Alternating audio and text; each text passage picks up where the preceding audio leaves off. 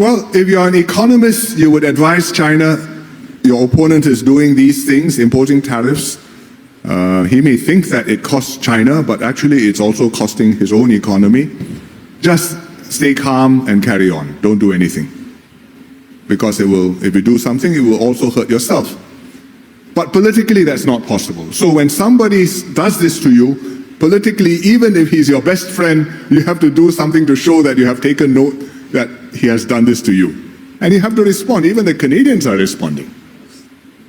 Or talking about responding. So therefore, you have tit for tat. And therefore, you go down the road. And it's not just tariffs. You have restrictions on exports. You have restrictions on investments.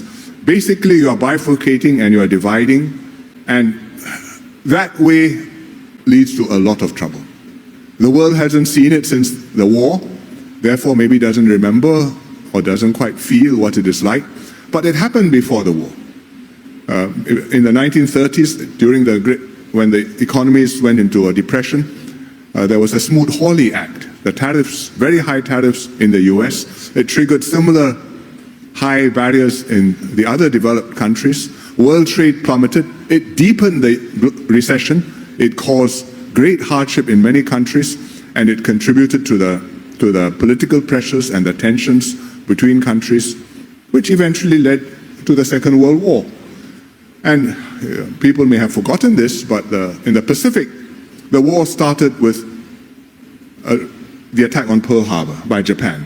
What immediately preceded the attack on Pearl Harbor?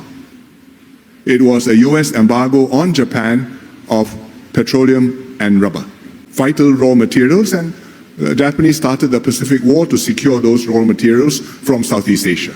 Rubber and tin from Malaysia, petroleum products from Dutch East Indies in those days, now Indonesia. So that way leads to bad outcomes.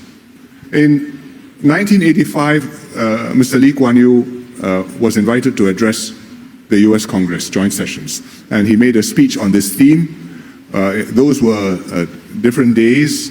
Ronald Reagan was the president, and he got a standing ovation. The mood has changed. The times have changed. Now you're not talking about the US versus Japan, you're talking about two nuclear powers. And so you may or may not go all the way to the end of the road.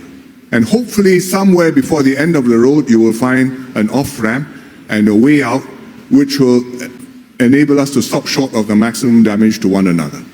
But it will take time, and it will take changes in mindsets, and I think meanwhile we'll just have to fasten our seatbelts.